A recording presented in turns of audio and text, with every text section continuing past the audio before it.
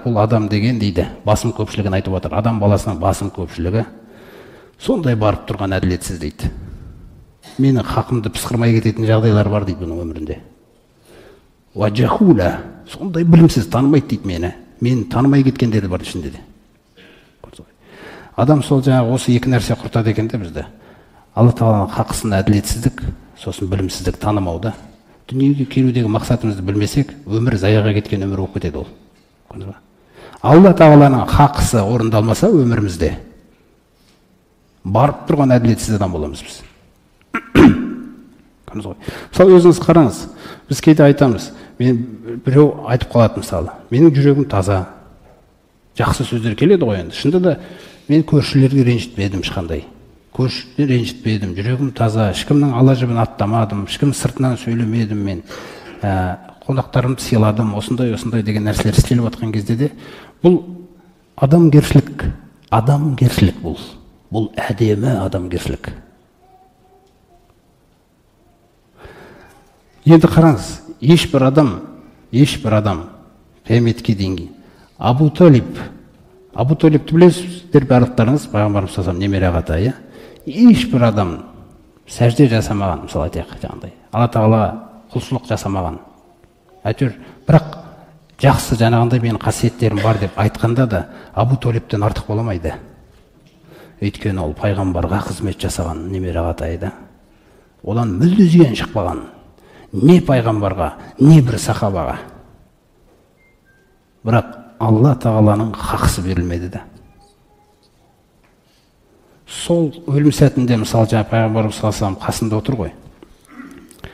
Кешегі айтып отыр ғой. Аналар да қайта келіп, Абу Талиб егер ашхаду ан ла илаха иллаллах деп өліп кетсе, онда қаншама халық қайтадан жаңағы иманға қарай бұрылып кетуі мүмкін деген үшін, ана Абу Жахал не дегендер қастарына келіп тұрып алады тура өлім сәтінде бүйтіп. Пайғамбарымыз салсам, ағатайым, бірақ сөз, ла илаха иллаллах, осыған куә болып айтыңызшы осы сөзді. Жетет маған қияметке дейді мына сөз. Қияметке жетет мен сені алып шығуыма дейді. Саған еріп айтайын деймін дейді. Бірақ мыналар өзінің қауымының дінін тастап кетті ғой деп не айтады ертең маған? Мен ондай нәрсемен өлгім келмейді дейді. Қараңыз. Аналар атаның дінінен қайтайын деп тұрсың ба дейді қайта. Қараңыз қандай нәрселер. Сонда ең соңында сөз айтылмай дүниеден озып кетеді бітті. Сонда Алла тағала пайғамбарымыз салам айтады. Аузу биллахи минаш шайтанир раджим. Иннака ла тахди ман ахбабта. Ей пайғамбар, тіпті сенің өзің пайғамбар болсаң да сүйген адамыңды жолға сала алмайсың дейді. Валакинналлаха яхди ман яша. Бірақ Аллах қана қалағанын жолға салады дейді. Көрдіңіз бе? Міне, сондықтан жүрегі Алла тағала арқылы келеді да бұл иман адамға. Міне осындай адам, қаншама адамдар мысалы өмірден осып кетеді. Жаңа адамды айтып тұрғанымыз сол ғой. Аманатты көтеріп алдық біз. Көтеріп алғаннан кейін бітті, қияметте жауап береміз біз. Болды. Сондықтан бірінші жаңа зұлым деген сипаттан адам баласы өте әділетсіз және өте білімсіз деді ғой. Осы екі нәрседен біз құтылу керекпіз. Өте әділетсіз деген сөз, бұл Алланың хақысын тірілту керекпіз. Өмірімізде, отбасымызда, қай жерде жүрсек те Алланың хақысы жұмыс істеп тұру керек бізде. Көрдіңіз ғой.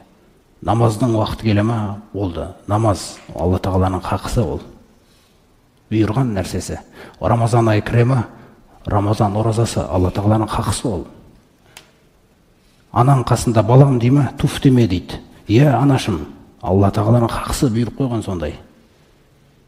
Міне, осы нәрселердің барлығы өмірімізде Алла тағаланың хақысы орындалса, жаңағы әділетсіз деген нәрседен біз арыламыз да, аманатты көтеріп бара жатырмыз деген сөз. Алла тағала көмектеседі. Екінші білімсіздік. Біз осы Алла тағаланы жақсылап тану керекпіз бірінші орында. Міне, одан кейін өзіңіздің сүйікті пайғамбарыңыз. Міне, өйткені пайғамбардың жолы ол тек қана сол Аллах тағалаға дүп түзу бойында алып баратын жол болды. Ол кісіден басқа ешкім мысалы ондай бүйтіп дүп түзу алып бара алмайды Алла тағаланың алдына.